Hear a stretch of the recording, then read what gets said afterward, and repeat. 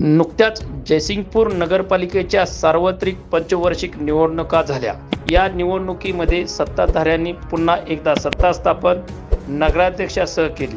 परंतु दुसऱ्या बाजूने विचार केला तर जयसिंगपूर नगरपालिकेच्या देशभक्त रत्नाप्पा कुंभार सभागृहामध्ये सभागृह जर जिवंत ठेवायचे असेल, विरोधी पक्षनेता बळकट असला पाहिजे आणि ते एकमेव नाव म्हणजे संतोष जाधव यांनाच पक्षप्रतोद करावे अशी मागणी जयसिंगपूर शहरातील 20 ते 25 हजार पेक्षा जास्त नागरिकांच्यातून होत आहे।